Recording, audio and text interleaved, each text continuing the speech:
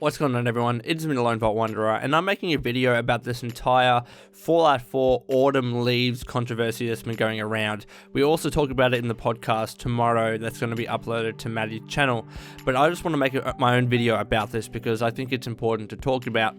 And the first point that I really want to make about this is please read what the mod author has said, and the article that he actually wrote on ModDB is linked in the description below, because what I've seen is a lot of articles that are entitled, and I get this, it's to get views and stuff, but they're entitled that, plagiarism accusations, Bethesda has been accused of stealing mods, etc.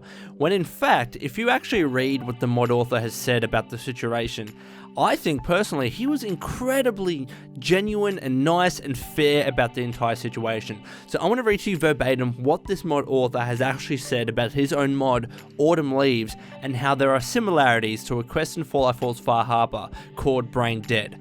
So the title of this particular article, again linked in the description below, is entitled, "Some of you are probably familiar to the quest Brain Dead from Far Harbor, Fallout 4's latest DLC. If not, be wary, spoilers ahead."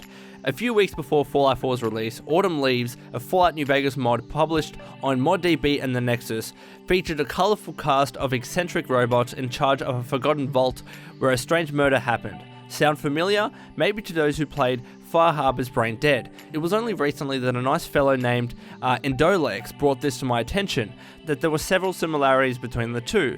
Since I didn't play Brain Dead myself, I did a bit of research on Let's Plays and YouTube. So let's take a look for ourselves. And then what he does, he points to a number of different screenshots in his own personal mod, Autumn Leaves, and compares them to a number of screenshots in Fallout 4's Far Harbor Brain Dead quest, and he points out similarities between the two, in terms of story aspects and also in terms of the setting. And then he says this, now, truth be said, I honestly thought that Bethesda's staff played Autumn Leaves, had a blast with it, I hope, took some things out of it and made their own thing for Far Harbor.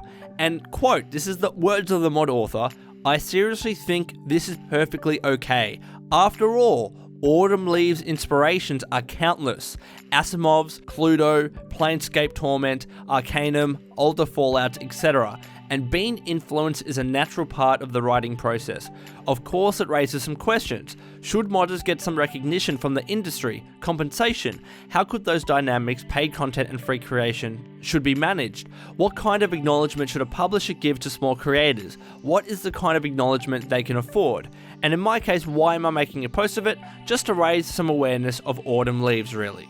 So if you actually read what this mod author has said about this entire controversy situation, again, I think is completely fair. It's the most balanced, fair article I've ever really read.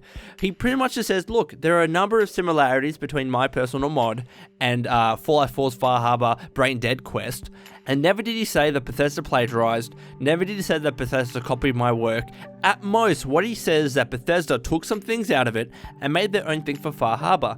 In effect, that Bethesda was inspired by this particular mod. Now, you have to bear in mind that Bethesda and Pete Hines in particular have come out and said that any similarities are purely coincidence, but I'm willing to assume that at the very least, Bethesda was inspired by this particular mod. Maybe someone on the Bethesda dev team played this particular mod, Autumn Leaves, and was inspired by it to create a certain small quest in Far Harbor. I'm willing to accede that because there are similarities. I do want to mention a Kotaku article on that point, by the way. So therefore, I'm willing to accept that perhaps someone on the Bethesda team was inspired by this particular Fallout New Vegas mod. But what I don't like is people are taking this particular article by this mod author and then making the conclusion that this mod author is claiming that Bethesda plagiarized his work, that they copied his work unjustly, that he should receive compensation. I've seen a lot of that shit, and as a result, I've seen a lot of people criticize this mod creator when all he's done is create this incredibly fair and balanced article about the situation and how he's just drawn certain similarities between his mod and this quest in Far Harbor. So to anyone that is giving this particular mod author shit for creating this article, I say please read what he actually said and and don't just read what people have said about what he wrote, because again, he's completely fair. And having personally not played either Brain Dead, because I don't remember that particular quest in Far Harbor, and having never played New Vegas's Autumn Leaves mod, of course, I personally cannot say whether there were similarities between this mod and Bethesda's quest in Far Harbor. But even if there were, first of all, from a legal standpoint, I don't think Bethesda has done anything wrong. According to the end user license agreement for the Creation Kit, anything that you create using the Creation Kit, Bethesda can effectively do whatever they want with it. But even considering that, and even considering arguments of fair use, which do apply here, developers use fair use all the time, whether it's referencing other IPs, whether it's involving Easter eggs in their other games that reference other IPs. Let's take an example, Fallout 1 and Mad Max. Fallout 1 referenced Mad Max to shit. It happened a lot in that particular game, and it happens in so many different games. How many cues does Fallout take from other IPs and from other franchises in general? It happens all the time. Developers themselves, on top of YouTubers like myself, rely on fair use all the time, and it would apply in this situation as well, because effectively this could be considered as a parody of this particular mod. So legally, I think Bethesda is fine. It's more from a moral standpoint that people's arguments here can legitimately differ, and I definitely understand that. Some people might think that Bethesda should have given recognition. I can understand that argument. Some people might think that there are similarities and that recognition didn't need to be given. I can definitely understand that argument as well. But what I will point out is that Fallout games have taken cues from the Fallout modding community all the time. Do you want to know how we got hardcore mode? Hardcore mode was brought into New Vegas, and this was specifically stated by Josh Sawyer. I'll include the article in the description below. Josh Sawyer himself stated that hardcore mode was brought in New Vegas as a result of several mods in Fallout 3. And do you know what else was brought into New Vegas because of several mods that the development team in New Vegas was inspired by? Have a look at weapon modifications, have a look at iron sights, have a look at sprinting in Fallout 4, have a look at Fallout 4 survival mode, again inspired by New Vegas, which in and of itself was inspired by several Fallout 3 mods. It's weird how we seem to praise Bethesda in the past for taking cues from the modding community and incorporating all of these great mods that were a thing, whether it's in Fallout 3 and New Vegas, yet when there are certain similarities in this particular quest mod, it's now seen as a bad thing. Why is this seen as a bad thing and hardcore mode wasn't seen as a bad thing? When hardcore mode was introduced into New Vegas, I don't believe those mod authors were ever included in the credits of that game. I don't believe there was a pop-up prompt that said this feature was specifically inspired by these mod creators. I don't believe there was any of that, but it's just odd that people criticize this particular instance when there are just similarities as specifically stated by the mod author himself, when people don't look at past examples of how Fallout has incorporated community mods and said, oh, that's bad as well. People never did that, so why is it becoming an issue now? And again, I keep stressing here that the mod author has said this is perfectly okay. He stated that there are many similarities, or at least there are some similarities, and he says that's okay because my mod takes inspirations from many other IPs as well, including older Fallout games. And also as well, I want to read you a paragraph from a Kotaku article from someone who actually played Fallout 4's Brain Dead and also looked at a lot of Let's Plays of this particular mod being played in New Vegas. And they state this: the mod author points to a variety of different similarities like the one above, and you can check them out here. Without context, these allegations present a very strong case.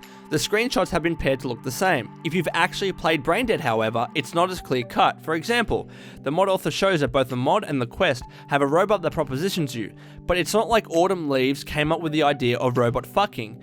Fallout has pulled that gag for years. Remember Fisto? I played through Brain Dead last night and have spent a couple of hours of watching Let's Plays of Autumn Leaves as well. Based on what I've seen and played, the situation seems a bit more complex than what is presented in the blog post.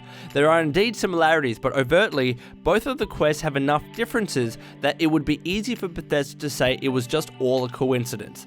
So this is from someone that again looked at all of these Let's Plays for hours it seems, and also played through Brain Dead again for this particular article, and came to the conclusion that there are enough differences while there are similarities to conclude that Bethesda could have easily said that it was just a coincidence. On my side, I'm personally okay with assuming that there were similarities. I know that Bethesda likes to take cues from the mod community all the time. I'm willing to accept that there are similarities between this particular quest and this particular mod from New Vegas. But I'm not going to go so far as to say that this is plagiarism, that this is straight out copying, because The mod author doesn't say that. The mod author said this was completely okay, yet there are misrepresentations about what he said, and as a result, people are attacking him unfairly, and I think that's completely wrong. What I would say to you is that go play this New Vegas mod, because this mod author obviously put a lot of work into this mod, he wants recognition for it, and I think we should give it to him. But legally, on Bethesda's side, I don't think there's an argument here, but morally, I think there is a debate that can be had as to whether credit or recognition should have been made. I'm not going to make that call because, again, I haven't played this mod, and I haven't played Brain Dead. But also I ask, what's the best way that recognition could have been made? Should it have been given in the credits? What about with the New Vegas and Hardcore mode? Should those original mod authors of the mods that inspired Hardcore mode should have been credited in the credits for that game? I don't know, but there is discussion and genuine discussion to be had here without just throwing shit at both the mod author and Bethesda for things that I think is just genuinely morally grey. And it's not clear cut, and I don't think that anyone should be misrepresented here. So I'd love to get your thoughts about this controversy in the comments below. If I've missed out on anything, please let me know in the comments below, and I'll happily discuss that with you. And until next time, this has been Lone. Please take care of yourself, and as always, keep fighting the good fight.